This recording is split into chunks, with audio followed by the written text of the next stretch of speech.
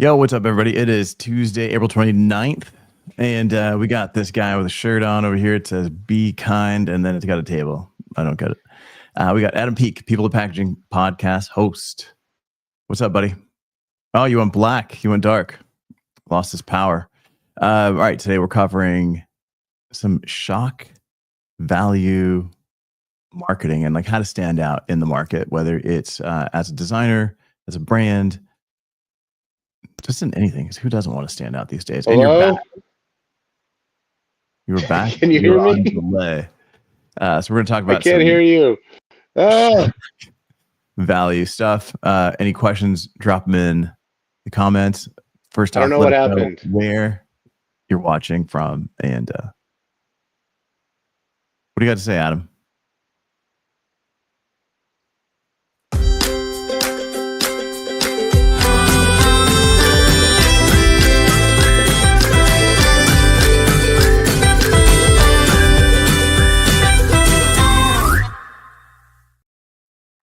All right, so Adam jumped off. It's just me for the moment. He'll come back here in a second. And the conversation kind of started before the show when I showed Adam this portfolio from a friend of mine, Paolo Proserpio, who's a Milan-based graphic designer. He's been a designer for Versace for many years, I think like 18 years at this point. And he does killer work. Not only that, he's super punk rock. So I did do a podcast with him a couple of years ago. You can go check it out on Packaging Unboxed. We're going to get into his design process and some of the stuff that he does. Now, Paulo's portfolio that he hands out and gives out is this thing. Let's see if Adam's back. Okay, so what had happened was somebody phone called me on my phone, and then it kicked off StreamYard And everything. for the audio, but I'm back like I never left. So what are we talking about? Probably something, it's got to be something very kind and non-problematic, something that my Baptist roots will really resonate with. What are we talking about today? Oh, 100%. This is super Christian. What do we got? We got Ryan Fox coming in from South Florida. Dude, I was in South Florida. I was in, my family's down there. I visited my family in South Florida. We went to like Fort Myers and hit the beach. They've got sand fleas on the beach. Like, worst experience ever. Like, Ooh. Terrible. Like, who on earth? Who thought that would be a good idea to put sand fleas on the beach? All right, so portfolio for Paolo Proserpio out of Milan. This guy sweet. It's super, super good. This is his portfolio. I can't.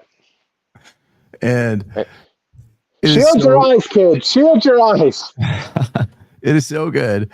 What he's done is it's a silk screen. This orange is awesome. It's from an old 70s Russian police hand-to-hand combat book. He's taken all the illustrations. He's made them super bright orange silk screen, so you get a little bit of texture happening. And then he's got this big print for his portfolio, and it says, does that say Gong Bong? It does say Gong Bong. Okay. And you can check him out at paoloproserpio.com. You can see the address there. But on the inside, then you've got like all of his work, right? Whether it's like punk rock posters, some of the stuff that he's done. You've got QR codes down here to check out some of the digital stuff. So you've got posters for Versace. You've got this kit that he did for a brand that launched right after, actually right before COVID, when they were going home and everybody showed up to the office and everybody had a box on their desk because said you're fired. And it was like a box for them to pack their stuff up and go home and, work from home. So the guy's definitely got a fun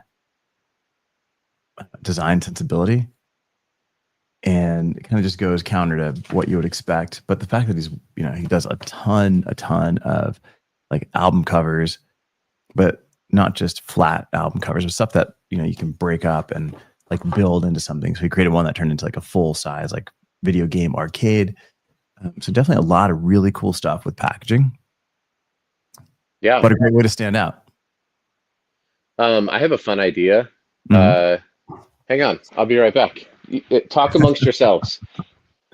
So like as a designer, how can you stand out besides just doing a website? Everybody's got a website. Like, can you hand something out that is physical? Can you do something that's got a little bit of shock value, something that's got a little bit of humor? And then how does that translate to an actual brand? Like, what can you do as a brand that can do the same? So here are some fun things that I think, and you talk about this, Evelio, um, like looking for inspiration Mm, outside of your whatever the product you're designing for. So don't, if you're designing food packaging that's cereal, don't just go to the cereal aisle and see what everyone else is doing. So you gave me a great idea, which is I got all these from my parents' house, and these are old albums, like these small, I don't even know what are these things called? The 7 inches. small? Yeah, sure. You're so old. Um, but like, look at this. And this stuff is all, this is from 1984, right? Nice. What is that? Eldebarge. This is the Thompson twins. Um, What's up, Hugh? What's up, Tom? I don't know, like some of this stuff. Oh, geez, look at this beauty. Nice. Pull out that album. What color is the vinyl? Is it just black? I think these are all, yeah, these are all pretty standard. Yeah.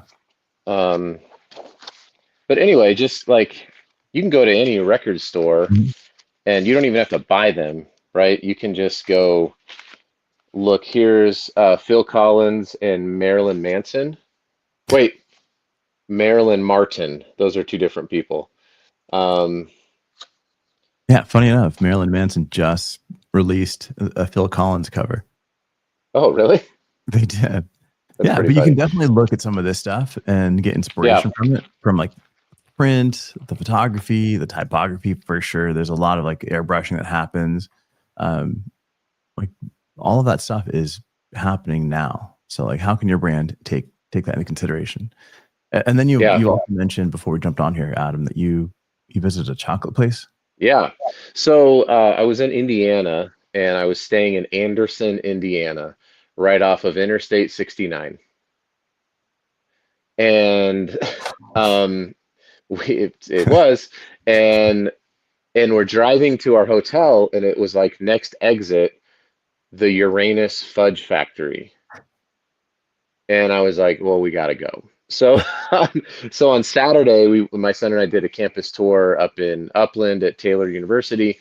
And then we came back in the evening and we went in, and it's like Bizarro Chick-fil-A, Mhm. in the sense that like everybody is in character. Like everyone is dressed. They had like Make Uranus Great Again hats. And when we walked in the store, this is kind of in like rural Indiana. Mhm. And we walk in the store, and the guy behind the fudge counter yells out, "Welcome to Uranus, where we love to pack your fudge." And I was like, what is happening? And the whole store leans into this joke, Mhm. just pretty much one joke. Um, and even like when we checked out, the lady who was at the checkout counter she's probably in her early to mid 60s. Mhm. And, we give her the stuff, and she was like, "Thank you for picking Uranus." And I was like, wow, you guys are, They're but there's a committed. lot, they're committed, but Yeah. I I felt like they put it here because the original one, I guess, is in Missouri, right? And so this is a brand that is shocking, similar to the Gong Bong.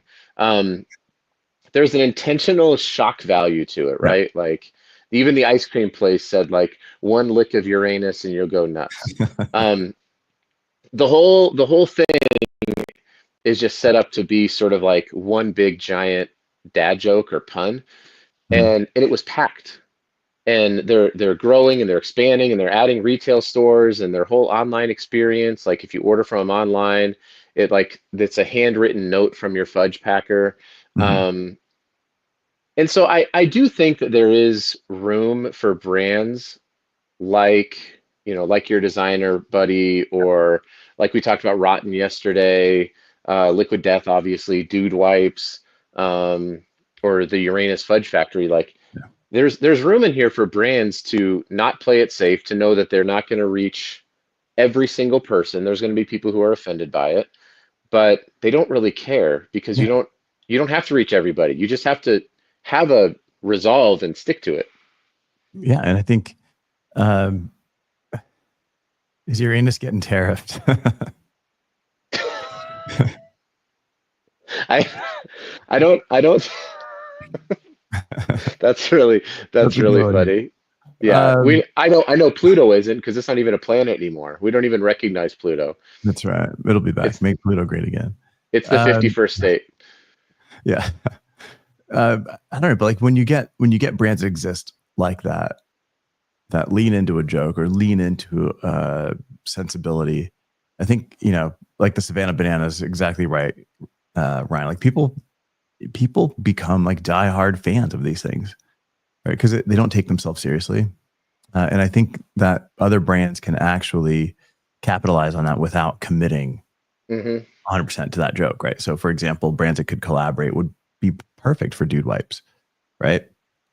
Like it like meshes completely. Like that'd be great. They can do just a quick release from Uranus, and like tie it into some kind of cool packaging, some kind of gift set that's funny, because like what you're buying there, you might buy yourself something, but you're probably buying that for your friends to hand out because it is pretty funny as a gift. Yep. And then being packed with like a Dude Wipes special edition that's you know ties in and leans into that joke, like makes perfect sense. Now you're Hmm. introducing your brand to a whole new group of people that are kind of in this joke, and that's really that brand, like Dude Wipes audience as well.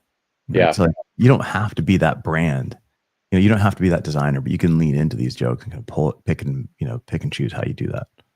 Even like, so take like two brands that are in sort of the Mm. same segment, right? But like a Rocky Mountain Chocolate Factory Yeah. does like a collaboration. Like they can still be like the premium Rocky Mountain Chocolate Factory, but do like Is it this really limited premium? edition launch. Well, you know what I'm saying. Like they're, It's like the Zbar. It's like the yeah, Sbarro whatever. What chocolate. I don't know where Rocky Mountain Chocolate Factory lands on the chocolate excellence spectrum. It misses it completely. They're what? It misses it completely. They miss it? Yeah, completely. Oh, No, but I wow. like, Okay. So but I like. so a well-known, well-established brand, we'll say that, like Rocky Mountain Yeah, Chocolate Factory. The fact that that's the only one that I know and I don't eat a lot of chocolate probably says that it's not a premium chocolate brand.